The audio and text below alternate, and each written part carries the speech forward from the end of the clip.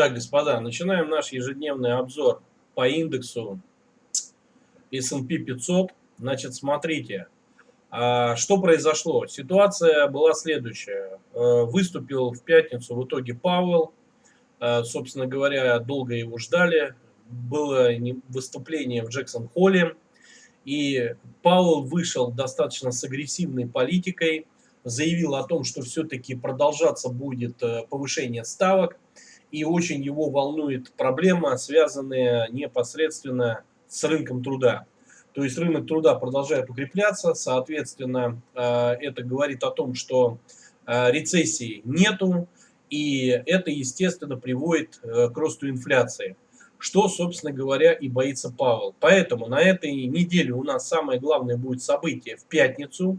Это выйдут непосредственно рабочие места, не в сельскохозяйственном секторе, и они покажут, насколько все-таки экономика на самом деле начинает свое замедление.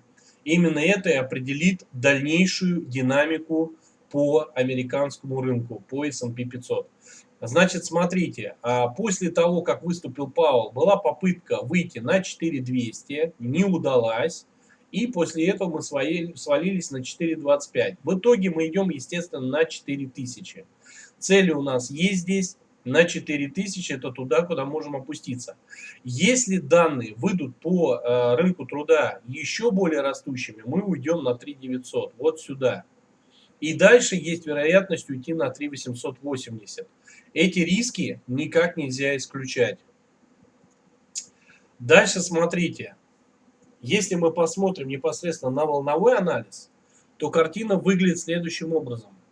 Как только мы дойдем до 4000 или 3960, если смотреть по Фибоначчи, то есть вероятность типа начала новой пятой волны. Но говорить об этом пока рано, потому что пока ставки будут продолжать расти, рынок вверх не пойдет. Несмотря что у нас такой прогноз есть вверх, да, на 4320 и 4520. Вообще, я знаю, что цели были на 4440 и 4600. Но в этой ситуации этого подъема пока не будет. Поэтому мы ждем опускания до 4000, вот как здесь он сейчас идет. И дальше, возможно, до 3880, вот сюда, вот в эту зону. Вот то, что видим мы вот здесь, вот на этот уровень. Смотрите, по биткоину. При этой ситуации, естественно, биткоин, когда растут ставки, он расти не может. Ликвидность сокращается, для криптовалют это все очень печально. Он может отправиться на 18 тысяч, вот сюда, на 18 тысяч. И если посмотреть вот здесь, смотрите, на 18 тысяч у нас есть цели и уровень поддержки на 18 тысяч. Вот отсюда он пойдет вот сюда. Если посмотреть эфириум, здесь рисуется 1200, 1200.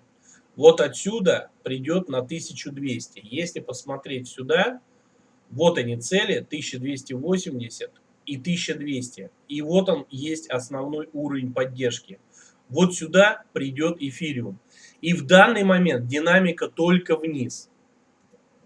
Вот этот сценарий показывает ровно, что при пробое как раз 1400, где граница получается коридора средняя, это пробой, который приведет на 1200.